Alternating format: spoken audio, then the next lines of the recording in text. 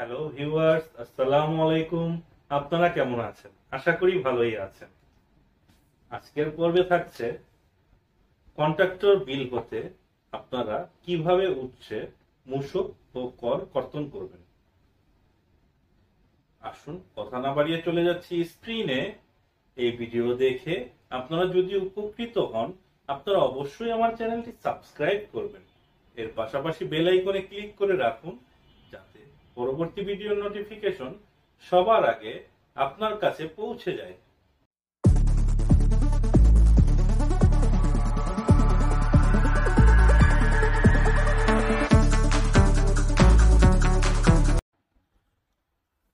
আপনারা যে কোনো ওয়েব ব্রাউজার থেকে fmskillsharing.com লিখে আমার এই ওয়েবসাইটটিতে চলে আসবেন। এখান থেকে আপনারা সার্চ বক্সে সাপ্লাই লিখে অথবা কন্ট্রাক্ট লিখে এন্টার বাটনে প্রেস করবেন। How to calculate tax and VAT from contractor bill, supplier bill etc. এই ব্লকটি ফাইন্যান্স অ্যাক্ট 2024-এর আলোকে আপডেট করা হয়েছে। তো আসুন দেখে নিচ্ছি। শুরুতে আছে হোয়াট ইজ কন্ট্রাক্ট। কন্ট্রাক্ট হলো একটি সাব কন্ট্রাক্ট, সাবসিকুয়েন্ট কন্ট্রাক্ট, কোনো এগ্রিমেন্ট বা অ্যারেঞ্জমেন্ট। এটা লিখিত অথবা অলিখিত হতে পারে, মৌখিক হতে পারে। এখন আমরা দেখব how to calculate tax and VAT from contractor bill. Contractor বিলের ট্যাক্স অ্যান্ড ভ্যাট ক্যালকুলেটের পূর্বে আমাদের বেস ভ্যালু নির্ধারণ করাটা প্রয়োজনীয়। বেস ভ্যালু হলো কন্ট্রাক্ট বিল অথবা ইনভয়েস অ্যামাউন্ট অথবা পেমেন্ট অ্যামাউন্ট। এই তিনটার মধ্যে যেটা বড় সেটাই হচ্ছে বেস ভ্যালু। নিচে কিছু উদাহরণ আমরা দেখি। আপনারা জানেন আমি একটি এক্সেল অটোমেশন ফাইল ডেভেলপ করেছি। আপনারা যারা আমার কাছ থেকে এই ফাইলটি কিনে কাজ করবেন, তারা এখানে কন্ট্রাক্ট বিলের জায়গায় কন্ট্রাক্ট ভ্যালুটা বসাবেন, বিল অথবা ইনভয়েস ভ্যালুটা বসাবেন এবং পেমেন্ট অ্যামাউন্টটা বসাবেন। এই তিনটার মধ্যে যেটা বড় সেটা অটোমেটিক্যালি ক্যালকুলেট করে নেবে বেস ভ্যালু। তো এখানে দেখুন, আমি যদি বিল অথবা ইনভয়েস অ্যামাউন্টটা ইনক্রিজ করে দিই, সেটা বড় দেখাবে। তো এখানে উদাহরণে আপনারা ইজিলি বুঝতে পারছেন। কন্ট্রাক্ট ভ্যালু 60 লক্ষ টাকা, বিল অ্যামাউন্ট হচ্ছে 32 লক্ষ, পেমেন্ট অ্যামাউন্ট 31 লক্ষ, বেস ভ্যালু 60 লক্ষ। এখানে বিল অ্যামাউন্ট হচ্ছে 62 লক্ষ, সেকেন্ড এক্সাম্পলে 62 লক্ষ বেস ভ্যালু। থার্ড এক্সাম্পলটা একটু ডিফারেন্ট, এটা আপনারা মনোযোগ দিয়ে দেখুন। এখানে বিল অ্যামাউন্ট এবং কন্ট্রাক্ট ভ্যালু থেকে পেমেন্ট অ্যামাউন্টটা কম দেখাচ্ছে, কিন্তু এখানে বলা আছে after adjustment of old machinery, অর্থাৎ এই দুটো যোগ করলে হয় 63 লাখ। তাহলে বেস অ্যামাউন্ট 63 লাখ, অর্থাৎ পেমেন্ট ভ্যালু। এখন আপনারা ফলো করবেন 4 easy step to calculate tax and VAT from bill. Practical example on. তো এখানে এই ব্লকটা অলরেডি আপডেটেড, শুধু থাম্বনেইলটা পরিবর্তন করতে হবে। তো আপনারা এখান থেকে আবার পুনরায় কন্ট্রাক্টর বিলের ট্যাক্স অ্যান্ড ভ্যাটে আমরা চলে যাই। এখানে পিএনবি কনস্ট্রাকশনে কন্ট্রাক্ট ভ্যালু দেওয়া আছে 3 কোটি টাকা।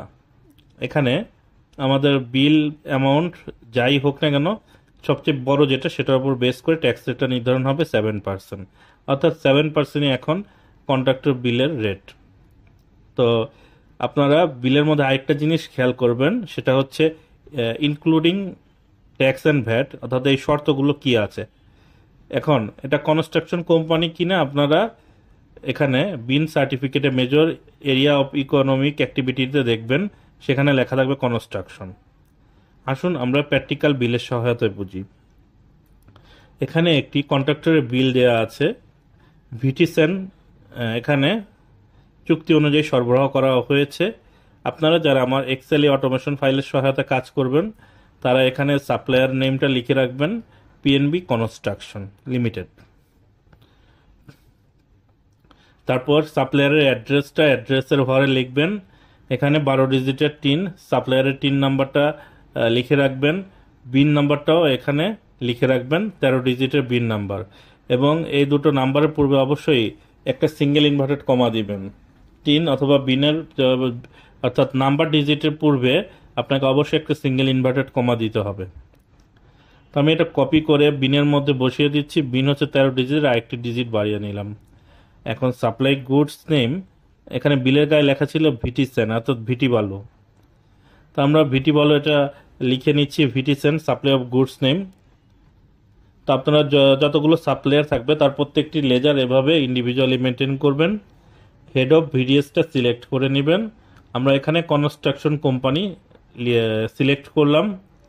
হেড অফ টিডিএসটা আমরা সিলেক্ট করব, এই দ্বিতীয়টা এখানে। এখানে service provided against contract execution for manufacturing processing conversion, অর্থাৎ এই হেডটা সিলেক্ট করবেন। ট্যাক্স অ্যান্ড ভ্যাট রেট চলে আসবে। এখন আপনার বিলের গায়ে যে ডেটটা থাকবে সেই বিল ডেটটা আপনারা বসাবেন। এখানে 15ই জানুয়ারি 2025 সাল দেয়া আছে। এখানে আমি ডেটের আরেকটি কলাম এক্সট্রা করেছি, অর্থাৎ এন্ট্রি ডেট। আপনার কাছে এই বিলটা দেরিতে আসলে আপনি সেই যে ডেটে ট্যাক্স অ্যান্ড ভ্যাট কর্তন করবেন সেই ডেটটা বসাবেন। ইনভয়েস নাম্বারটা আপনারা এখানে লিখে রাখবেন, বিল নাম্বার বা ইনভয়েস নাম্বার। এখন আপনার কাজ হচ্ছে শুধু বিল অ্যামাউন্টটা বসিয়ে দেওয়া। এখানে nature of VAT, nature of ট্যাক্সের ক্ষেত্রে আপনারা ইনক্লুসিভ এক্সক্লুসিভ যেটা বিলের গায়ে লেখা থাকবে বা চুক্তিতে লেখা থাকবে সেটা আপনারা এখানে সিলেক্ট করে দিবেন।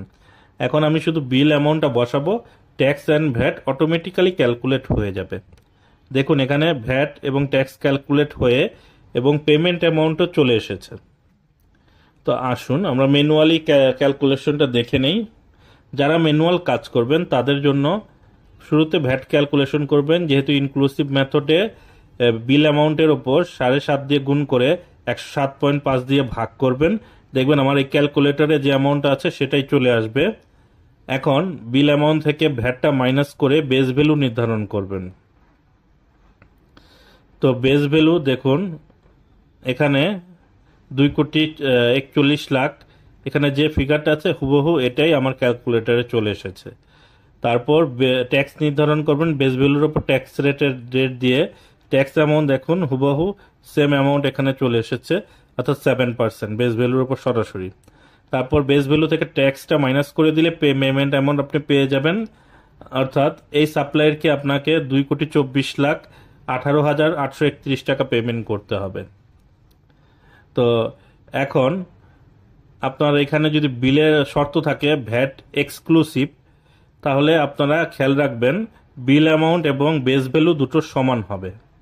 এটা আপনারা পূর্বেই জেনেছেন যারা 4 EGS step to calculate tax and VAT এই ব্লকটি পড়েছেন। এখানে ভ্যাট এক্সক্লুসিভ এই শর্তে এখানে দেয়া আছে যে বিল অ্যামাউন্ট বেস ভ্যালু দুটো সমান। এ ধরনের বিলের ক্ষেত্রে বিল অ্যামাউন্টের ওপরই ট্যাক্স রেটটা দ্বিগুণ করে ট্যাক্স ক্যালকুলেশন করে ফেলবেন। যদি শর্ত থাকে ট্যাক্স রেট দুটোই এক্সক্লুসিভ, সেক্ষেত্রে বিল অ্যামাউন্ট এবং পেমেন্ট অ্যামাউন্ট দুটো সমান হবে। তো আপনারা বিল অ্যামাউন্ট এবং পেমেন্ট অ্যামাউন্ট দুটো সমান হবে এবং ব্যাক ক্যালকুলেশন মেথডে আপনারা ট্যাক্স এবং ভ্যাট কর্তন করবেন।